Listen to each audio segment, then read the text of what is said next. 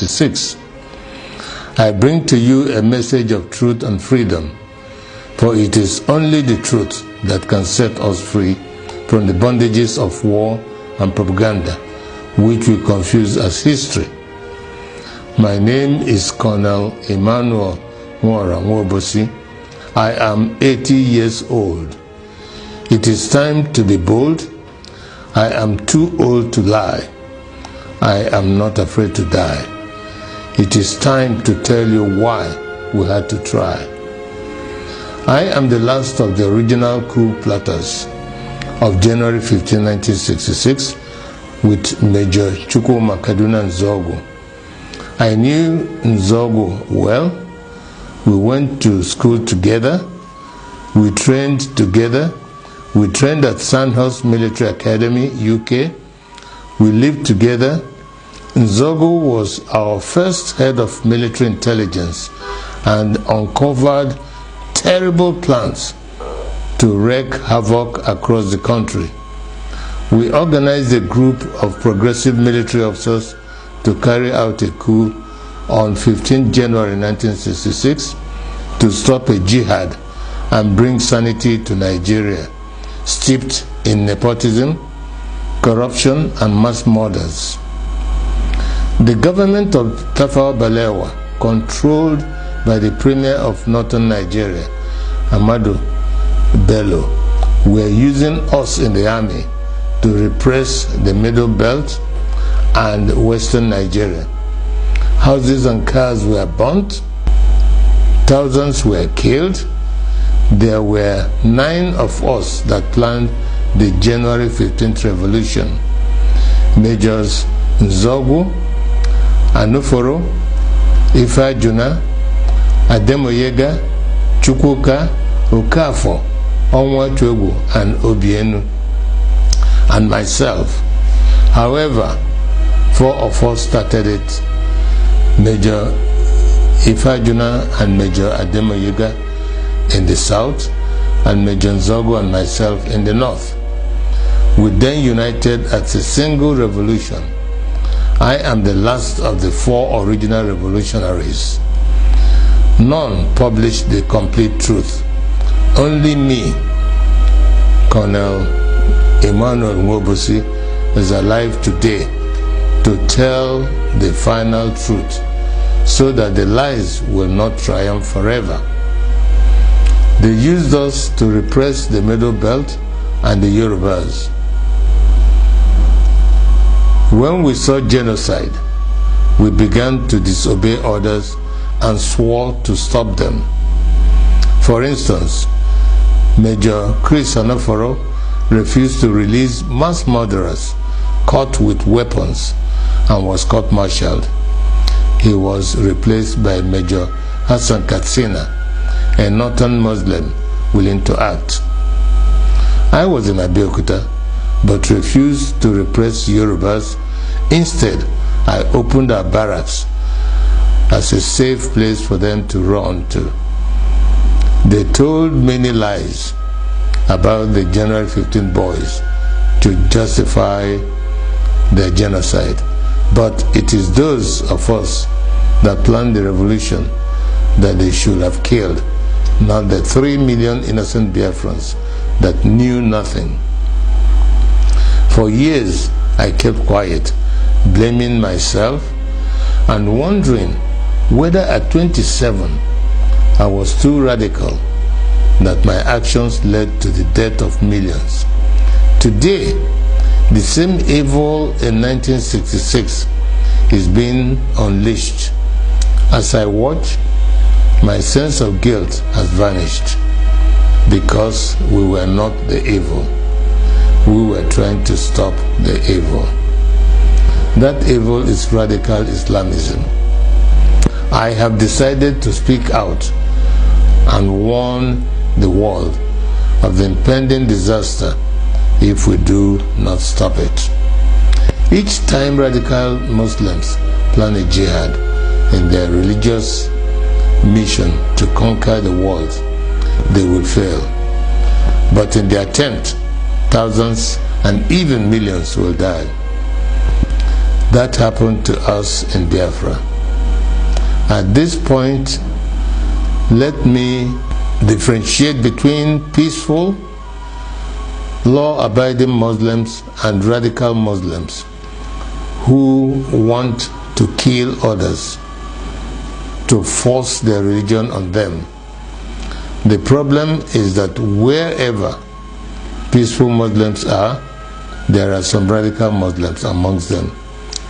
That is why they began a jihad in 1966. That is why we had to stop it. That is why they killed millions of our people. That is why we declared Biafra. Because we are a peaceful people, and oil and water can never mix. My story is a warning to Nigerians. For years, I was prevented from speaking the truth by exile, prison, harassment, poverty, surveillance, and death threats held over many of the actors like Ojukwu, Zik, Awolowo, Ibiam, and the January 15 boys that survived. But as I watch today, many of the events that led to the revolution are happening again, like Boko Haram, Fulani militia, Niger Delta militants, Shiites, IPOB, and mass murders. Some people think we acted wrongly in carrying out the January 15th revolution, but they may not be fully aware of the realities then. We were trained by the British to be patriotic, to give the ultimate sacrifice for Nigeria, and to stop anyone acting against the nation. Instead of our leaders using us to defend Nigeria, they were using us to suppress the citizens. We decided to arrest them for their atrocities because no one was willing to act. Not Zik, the president, who was powerless, not Irunsi, the head of state of the army, who was a conservative. There were many reasons why we had to act. 1, to stop the killings in Yoruba land and the Middle Belt by NPC, the ruling party. 2, to stop the invasion of Yoruba land on 17 January 1966. 3, to correct the massive rigging of the 1964 elections. 4, to free Awolowo from prison and make him the Prime Minister. 5, to stop the terrible corruption, nepotism, and regionalism of the NPC, the ruling party. 5, to stop Ahmadu Bello's planned jihad. It was good that we acted to save the Yoruba and the Middle Belt people, and we thought that was enough to stop the jihad. We could not foresee that they will massively attack innocent Igbos. Blame those who decided to massacre our people for their evil. Today, we are fighting Buhari. He is killing Shiite Muslims and IPOB members. With the benefit of hindsight, we can see other ways of dealing with such evil. But for us in 1966, we just wanted to save the people from massacre. I wish to congratulate Nnamdi Kanu and IPOB for the good work they are doing to free our people from Nigeria and radical Islamism. Many of our people do not understand how vast IPOB is as an organization and the quality of the people that run it.